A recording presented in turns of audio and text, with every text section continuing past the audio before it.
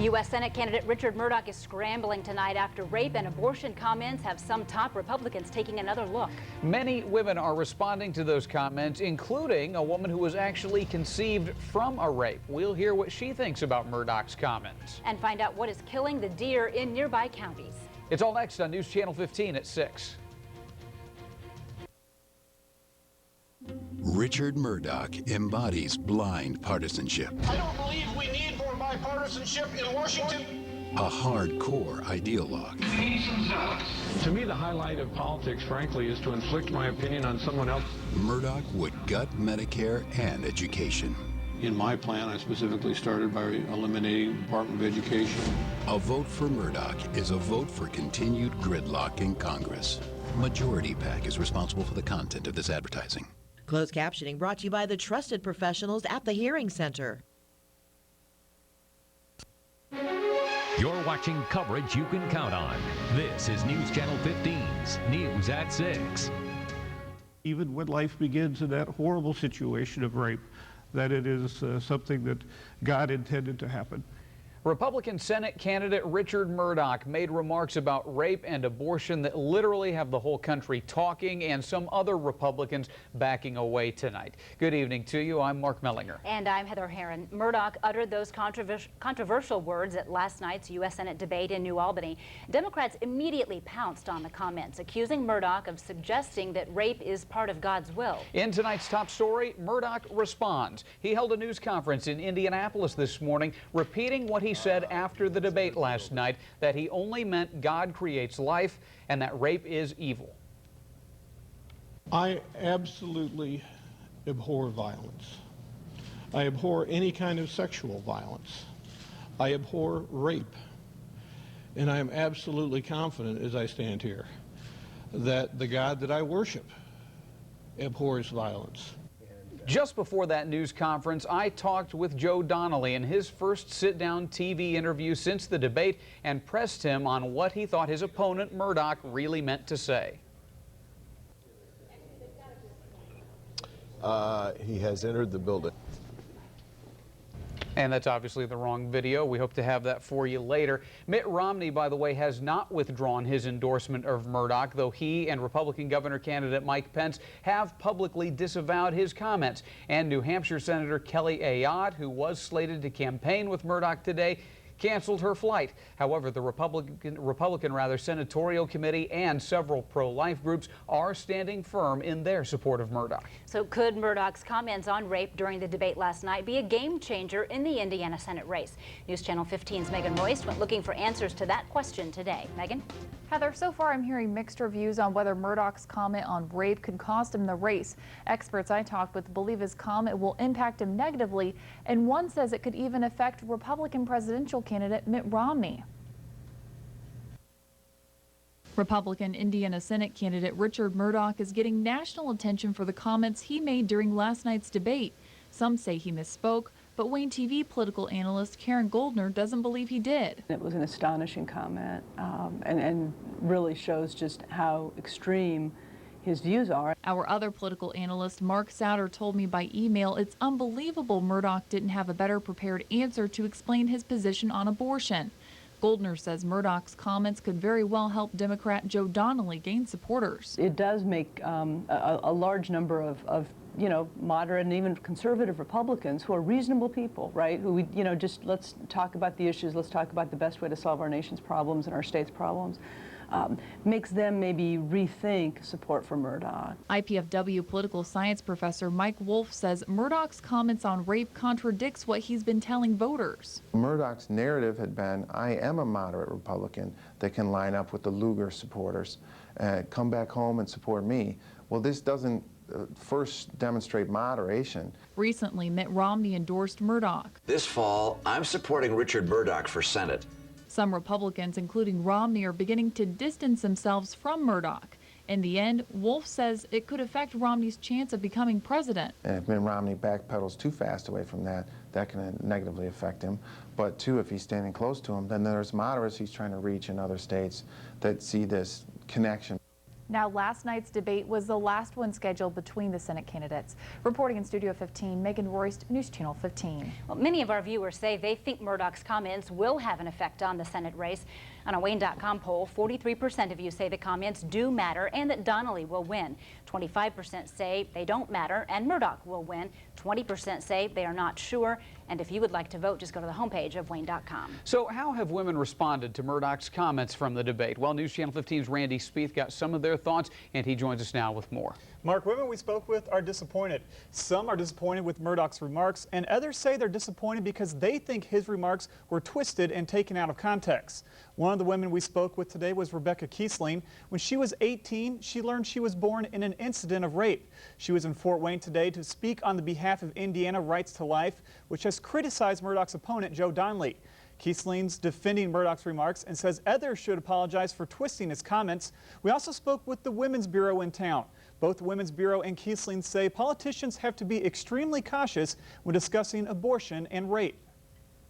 Sometimes in the way that they articulate their positions that there becomes an issue, particularly when those positions are manipulated, when their words are manipulated. We think it's very hard for people to pass judgment if they haven't experienced this themselves or through a loved one.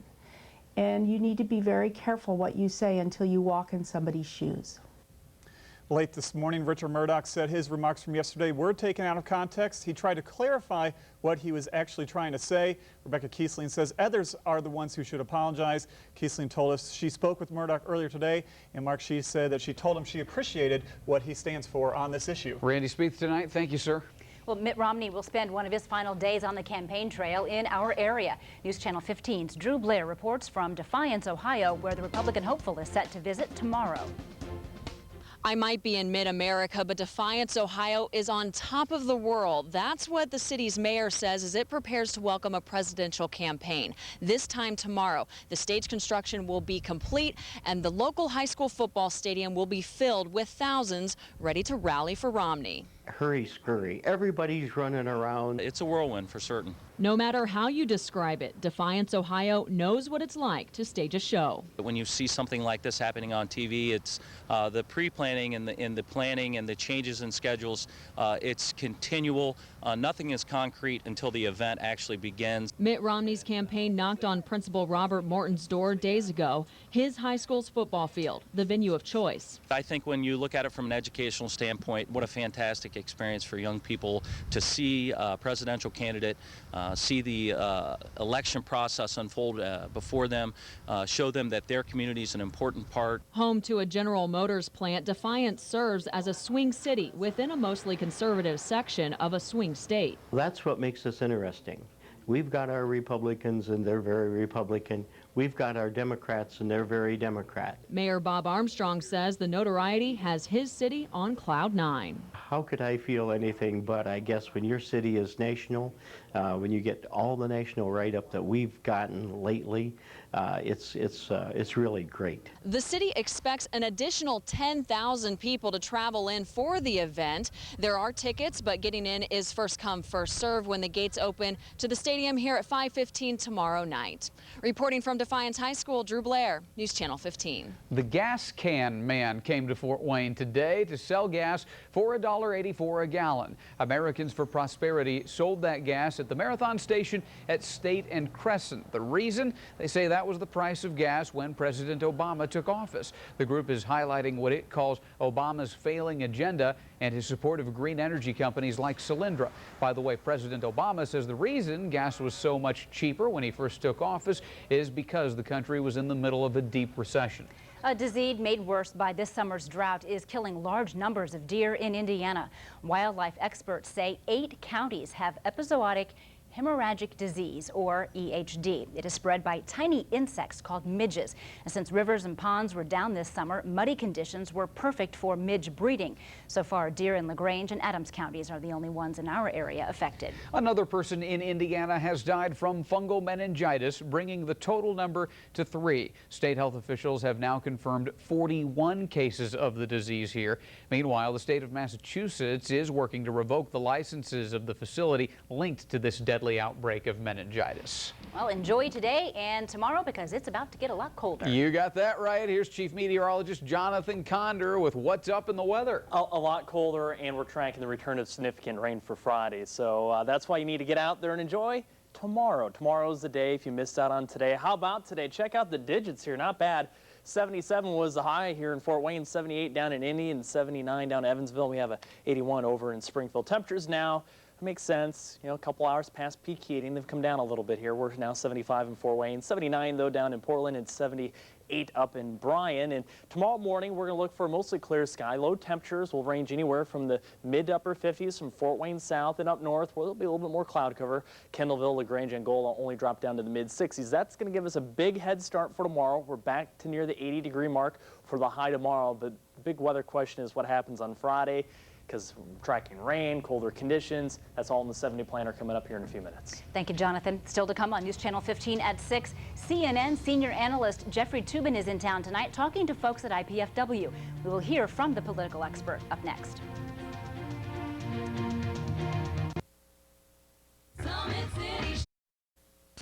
Coverage you can count on continues with Heather Herron and Mark Mellinger.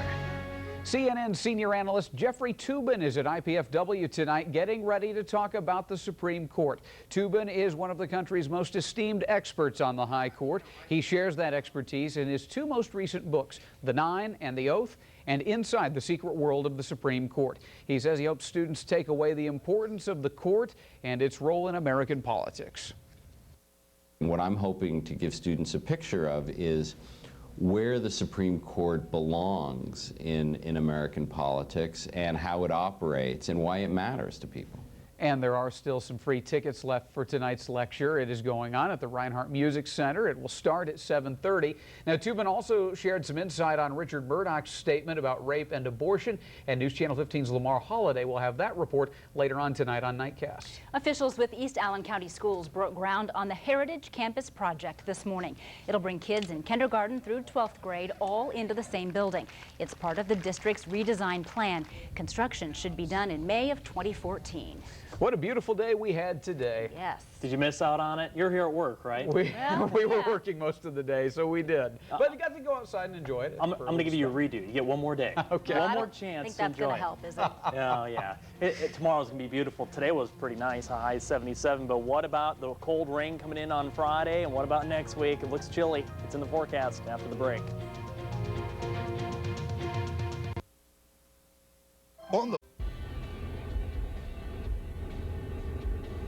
Prosecution in this county and all the surrounding counties is very aggressive. It's not just higher consequence. I think there's a better chance you'll get arrested for drunk driving in Wells County. There's only so many places you can drink in Wells. The people here in this community feel that it's more strict than it is in, say, Allen County or Huntington County. Trying to get those people off the road before they kill somebody.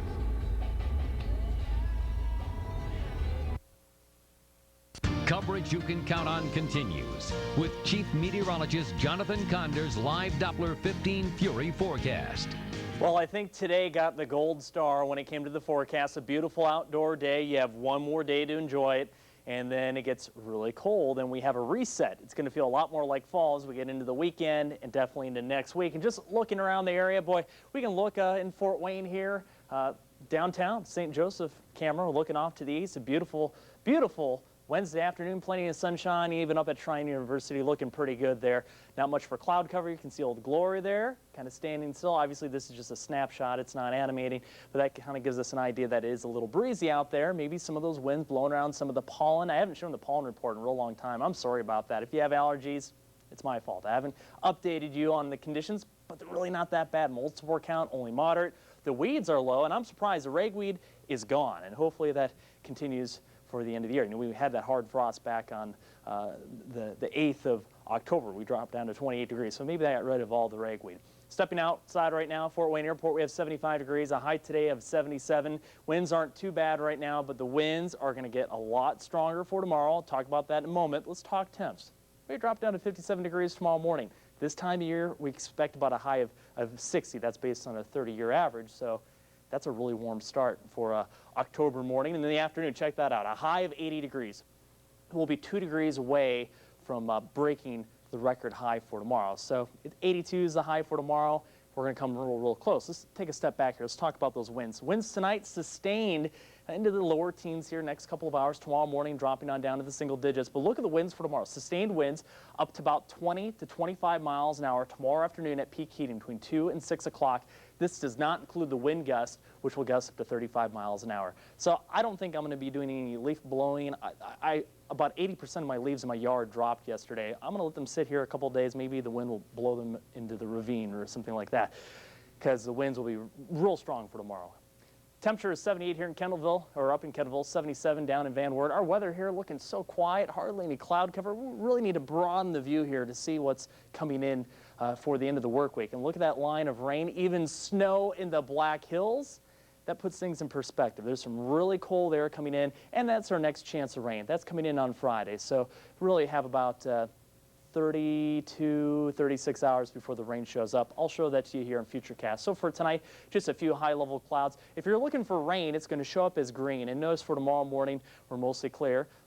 Nice mid-morning sunshine, few clouds by about 5 o'clock. Here comes that line of rain. It noses in Thursday night out near Warsaw, and it'll be slow going, so rain kind of sneaking in Friday morning, 7 o'clock, LaGrange, Kendallville, Warsaw. And then for the fort, it's going to rain all day on Friday, and it will likely linger into Friday evening. So if you're going out to Friday night football, you'll be dealing with that. So Thursday, a high of 80. You're out there, you're enjoying it. Friday, let's talk temperatures here. The highest temperature of the day will be at 1 in the morning at 63. The afternoon high temperatures at noon at 55. Temperatures fall to the upper 40s by about 5 o'clock, so you're going to bundle up for Friday night football. Saturday, not too bad, a few showers, lower 50s, and then here comes the real cold air. This is Sunday, Monday, Tuesday, highs only in the 40s. That does have a connection to a hurricane down in the Caribbean right now. I know it seems really weird. Go to our weather blog, WANE.com, and Greg Schaup and I have been blogging about it. It all makes sense for you. Okay, thank you, Jonathan. Well, Glenn, what have we got tonight? Players of the week? Well, you know, I don't have those cool graphics that Jonathan got with the new HD. They were good. Where you have pictures of everything going on across Northeast Indiana.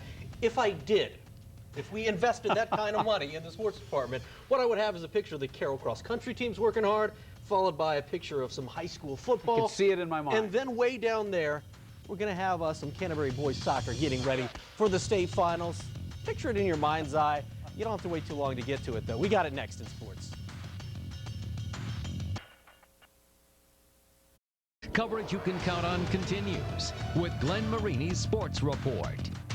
Before they trick or treat, they will try to repeat. The Canterbury boys soccer team will defend its Class A state title on Saturday. However, earlier in the season, didn't look like that was going to happen. The Cavaliers finished the regular season at just 9-6, but they've caught fire here in the playoffs. There were many doubts at the beginning of the season whether we were going to make it to another state championship. We had not the best of record during the season, but ever since sectionals hit, we found our stride and definitely gotten there. It feels good. It was a lot of work at the beginning of the season. It was kind of hard. Didn't look like we were going to make it, but then we came together as a team. It was definitely big shoes to fill. Like last year, like we always compare ourselves to last year and like how good we were.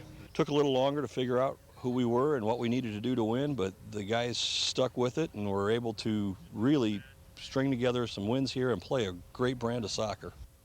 Canterbury will face off against Covenant Christian in Indianapolis at 10:30 Saturday morning. Canterbury not the only one getting ready for state. Out at Carroll, both the boys and girls cross-country teams will be in the running for a state title. The state meet is in Terre Haute on Saturday. Both Charger teams won semi-state this past weekend at New Haven. I mean, I think we're pretty confident, but at the same time, you know, you got to go in there and have a great day. There's not like room for errors or anything. So, you know, we still have a lot of confidence in our training, but at the same time, you know, we got to go in there and this is a state meet. It's not just another race we have on Saturday. We've been able to go into every meet and perform well, but it's still a state meet, so we're looking at the competition, but our goal is to win, and our goal has been to win it. Both Carroll teams are ranked second in the state in the latest polls. As the saying goes, big players step up in big games, and that was certainly the case for the Highlight Zone Players of the Week. Get to see them featured online with NEI Game Night. SAC Player of the Week, Wayne quarterback Michael Lovett. He went 10 of 14. That was passing for 249 yards, 3 touchdowns. Also ran for a score in Wayne's 31-28 upset at Kokomo. NHC award, Norwell's Pearson Harnish ran for 2 touchdowns, threw for another as Norwell beating Logansport 22-0, their first on-field win in 2 years. The ACAC Player of the Week, Dalton Combs of Adams Central. He threw a touchdown and ran for a score on defense, intercepted 3 passes as the Jets beat Triton. Finally, the October Classic is here. Game 1 of the World Series set for tonight. The Tigers set to face the Giants. Tigers swept the Yankees in the ALCS, then had 6 days off. First pitch set for 8:07 in San Francisco. Justin Verlander will start for the Tigers. Barry Zito gets the nod for the Giants. That'll do it for sports. More coverage you can count on after the break.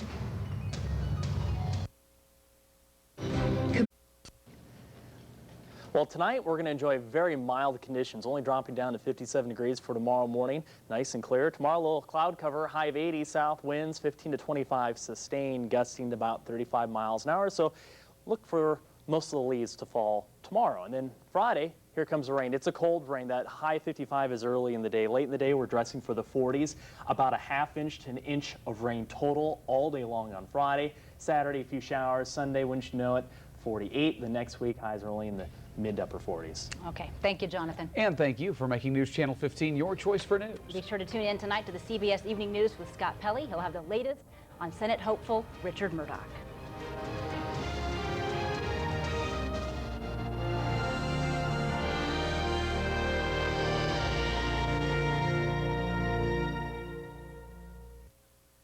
The fate of Obama